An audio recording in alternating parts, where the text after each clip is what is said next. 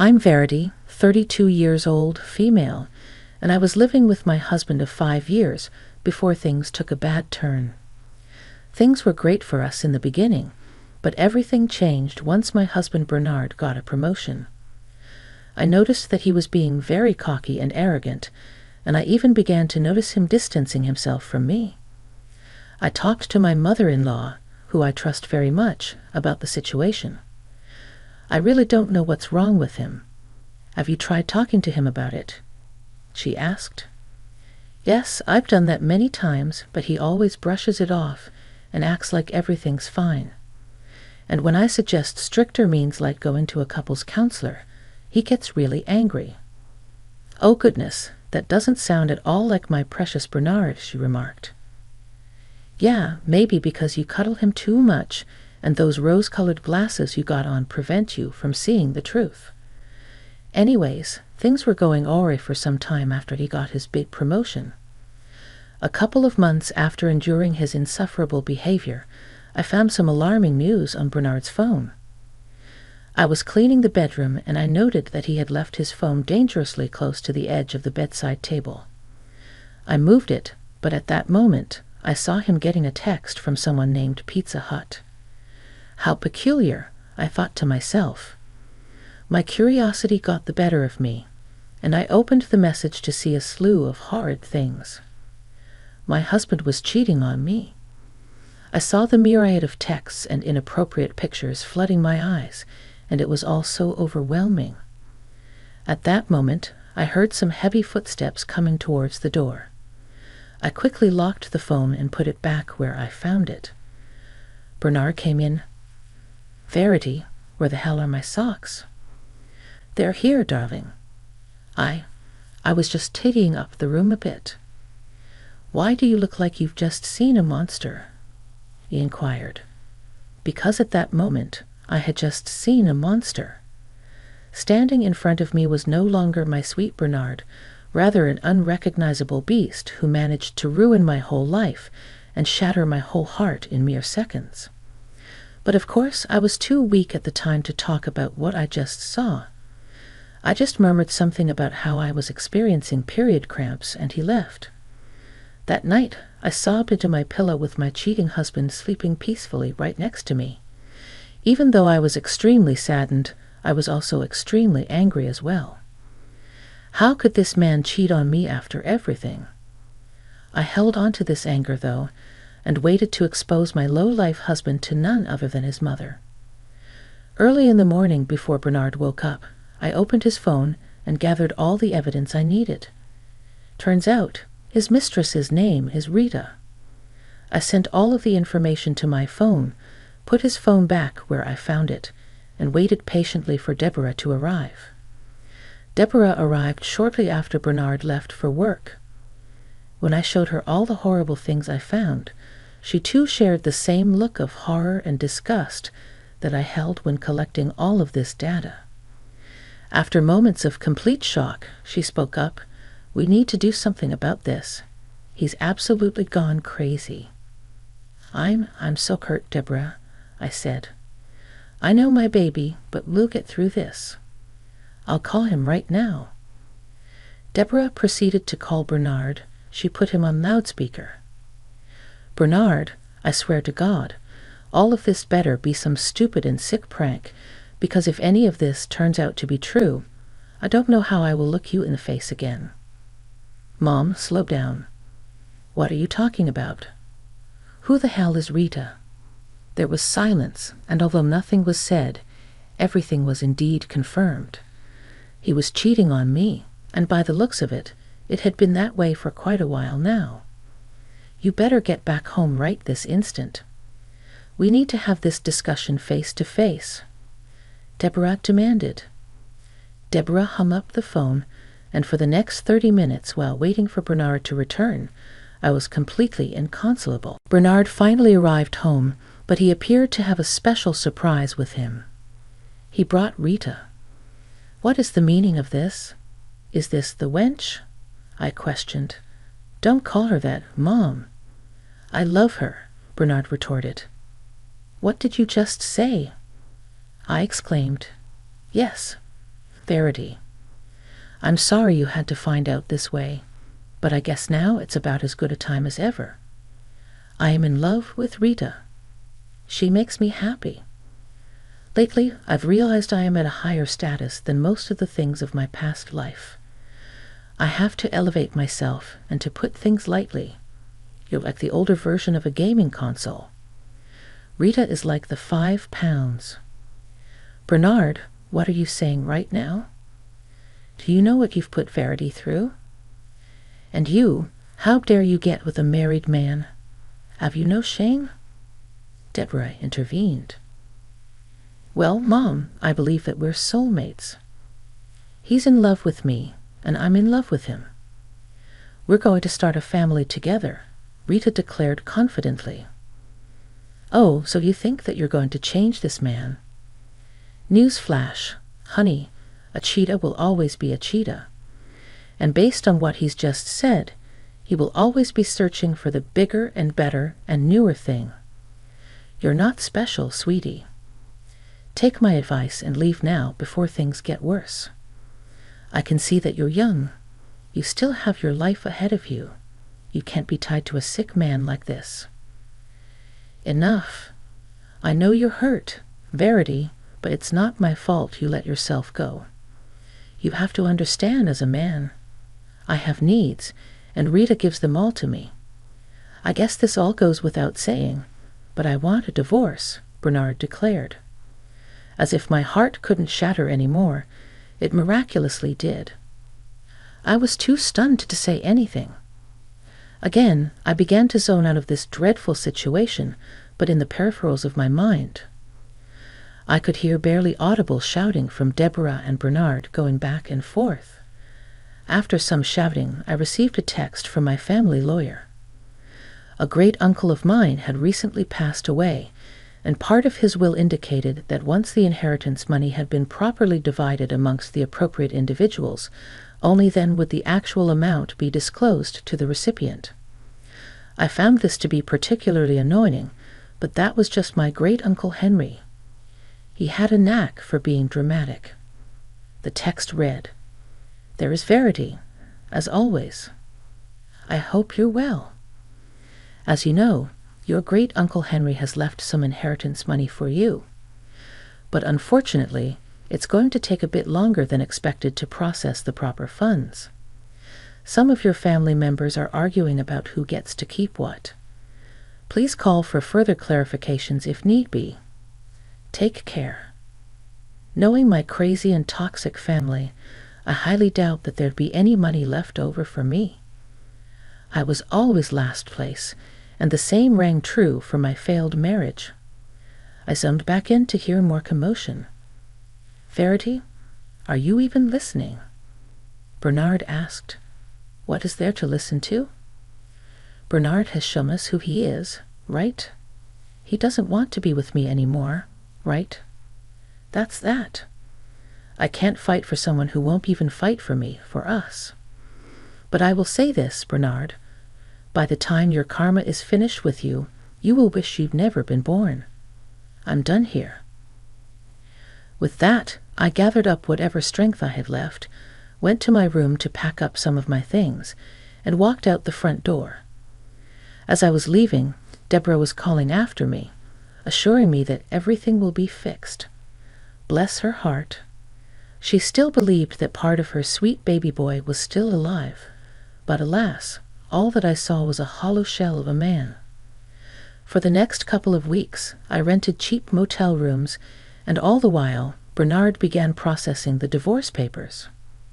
Bernard had friends who could help speed up the process. He acknowledged that this was hard for me, and he wanted to speed up this process as fast as possible so that I didn't have to suffer any longer. Sounds to me like a guilty conscience. At this point, I was so drained. I had cried all of my tears out. Not long afterward, approximately 6 months after the debacle went down, Bernard and I had officially been declared as a divorced couple. Throughout the whole debacle of who would get what and what would be split, I decided to be cordial about everything. Part of the reason why the process was fast was that, surprisingly enough, We were very agreeable about most things. Bernard, being the selfish guy he was, wanted to keep most of his money, knowing that I didn't have a dime to my name, considering I was a housewife. Even though this was the case, I desired none of that money because it was the same money that caused him to be so selfish and evil. Well, I guess that settles it then. It was nice knowing you, Garrity. I hope you take care of yourself, Bernard said. I hope you rot in hell where you belong. I have no desire to keep in contact with you, so please refrain from doing so. Have the day you think you deserve, I retorted. I stomped off, obviously jaded and hurting still, but I was picking myself back up again. While I was still legally married to Bernard, I used the money in our shared account to kickstart a small business I had in mind, a little cafe that I began to rent. It was a way for me to make money since I knew that I would be getting little, if nothing, from this divorce settlement. As I was walking to my apartment complex that I began renting shortly after kick-starting the business, I received an email from George. I was very confused by this, as I wasn't expecting what I read from the email. Dear Prosperity, my apologies once again for the awful marital situation you're going through, but I have some good news to share with you. Please contact me at your earliest convenience. 3 hours later, George and I were meeting at my quaint little cafe to discuss whatever news was so important that he couldn't tell me on the phone. Hello, George. I hope you're well, I said. Hey, Verity. I can tell that you're hurting, so I'm not going to take up much of your time. Let me cut to the chase. You've got the inheritance. What? What did you say? I asked incredulously. You heard me right. You've got the inheritance. I'm so sorry that everything had taken such a long time to finalize. You see, the true heirs, your great-uncle Henry, appeared to have left most of the money to you. This is a letter of his that you need to read now that all of the conditions have been met. The letter read as follows. My dear Verity, I know life has been unkind to you. You have always been put in last place by both friends and family, but I have decided that enough is enough. No more will you be subject to pain and humiliation. Please accept this inheritance money and use it to ameliorate your life in the best way that you can. Knowing your toxic family members, they most likely won't be too happy with the distribution of funds, but I don't care. All I care about is your health and well-being, which is why, if you are reading this now, you now know that all of the money you are about to receive is wholly yours. You shan't go through any troubles or negotiations with people. I wanted to exempt you from this messy process, hence why you are receiving this money now. I know you are going to do wonderful things. All my love, your great-uncle Henry. By the time I finished reading the letter, I was sobbing. Some customers got up and left due to the embarrassing scene, but I didn't care. I was overwhelmed with joy.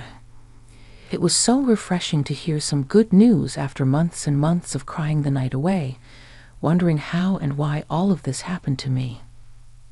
How much is it? I asked George. It's $170,000, he replied. I gasped. That was a lot of money. In fact, that was more than enough money to help me continue to grow and expand my business. I thanked George profusely for his loyalty and kindness, and he went on his way. That night, I called Deborah to tell her everything. You said the amount is how much? Yup, you heard me right, Deborah. We were still keeping in touch despite everything. As I mentioned, I trusted her, at least for a while, because what she did next was completely deplorable. I woke up the next morning to a slew of angry texts from none other than Bernard, literally less than 24 hours after telling him not to contact me again. Here he was contacting me, despite my better will. We decided to meet up to discuss whatever it was that was pressing him. I guess part of me still had hopes that things would change. We met at my cafe. So this is the infamous cafe, It's cute, I guess. What, Bernard? Haven't you taken enough from me? Let's cut to the chase. Half of that money is mine. What? My mom told me everything. She told me about the inheritance money that finally came. Talk about good timing, am I right? But anyways, we need that money. You must have lost your mind if you think that I'm going to give you anything. Besides, don't you make enough money as is? What exactly is your obsession with me? Why didn't you care? I was breaking your heart, and you didn't even bat an eye. What are you talking about? You knew I was a wreck. You were literally behind the wheel for all of the turmoil you caused me. You watched me suffer. What else do you want from me? When will you be satisfied? When you see me in my coffin? Enough. I don't have time for this. Just give me my money, and I'll be on my way. I need the money for my wedding to Rita. What exactly makes you think that you're entitled to this money? Are you sick in the head? The inheritance situation was happening whilst we were still married. So, technically, that money belongs to me? I paused. I felt embarrassed. I didn't know the technicalities like that was something like that possible. So, give me my money. If I'm ever going to give you any money, we'll need a lawyer present. I've heard what you've said. Go home. I will contact you in the morning. Bernard begrudgingly left, angry because he couldn't control me any longer. If we'd still been married, I would have given him my kidney if he asked me, but now I can't even look this man in the eye without feeling disgusted. In the morning, I called George as well as the lawyers who were helping us out with the divorce. I explained my situation, and everyone agreed in unison that what Bernard was doing wasn't logical or right. Because the inheritance money was finalized after signing the divorce papers, any money that comes my way is mine, which is exactly what I thought. But Bernard tried to gaslight me into believing that I owed him anything. Angrily, I drove to the house that I used to call home for 5 years, and I knocked on the door. Eventually, someone answered. Oh hell, move. I'm not here for you. I'm here for your evil fiancé. What is the meaning of this? Don't you dare come into my house and cause a ruckus. Oh, you mean our house. The house that we built together. You have a lot of nerve treating me the way you do, as if I wasn't good to you. I genuinely believed that you should get your head checked because there are some screws loose. Where is your mother? At that moment, like clockwork, Deborah came out of the kitchen. Now what's all this noise I'm hearing? Deborah, how could you do this to me? What do you mean? You told your trifling son about the inheritance money. What for? Don't speak to me about my son that way. And I told him because, well, I believe that perhaps we could partake in some of that money. I should have known where Bernard got his cheating habit from. I guess the apple didn't fall far from the tree. All of you are sick. You're trying to siphon money from me. I'm struggling to keep afloat, and something good has happened to me for once in my life, and you people want to take that away from me. Well, too bad. I went on to explain to the bumbling fools that the money I got was completely mine, and that because the divorce papers were signed, there was no way for any of these people to get their grubby hands on my money. Of course, Bernard didn't like this news at all, and he proceeded to go on a little rampage, yelling and cursing, and even breaking things. I did see his true colors because you won't believe what happened next. Bernard got into his car and began to drive off.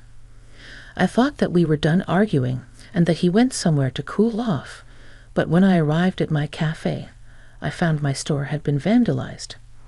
The windows were broken and most of the furniture was damaged. I immediately knew who did this, and I called the perpetrator. Bernard, really? You vandalized my shop. It had to be done. You aren't giving us the money. Maybe now you'll cooperate. I know that you don't have security cameras, so good luck trying to press charges. Wow, just wow. I cut the call and proceeded to call my good friend George to assess the situation. George began to laugh. We got him now, Faraday. What do you mean? He's ruined everything. He's ruined my life, and even if I fix it, he'll come back again and again. Don't you see, Verity? We can sue him for this. And with that being said, we can also renegotiate the terms of your divorce settlement. What? But I don't have evidence. Yes, you do. There's always evidence. And sure enough, there certainly was. I discovered that the cameras that came with the building were still working. I was under the impression that they weren't functional, and I caught Bernard's vandalism very clearly. I brought this evidence to George to collate and compose a case against Bernard. Thankfully, our case was well received, and because of the nature of our tumultuous relationship, as well as the collection of all of the verbal and emotional abuse that had happened to me, I was highly favored, and the judge determined that I would be receiving $20,000 from Bernard in damages. This obviously made Bernard fill up with rage, and he proceeded to appeal this, but time and time again, his appeal was rejected. Now that I have all this money, I can properly cater to my cafe and allow it to grow and expand.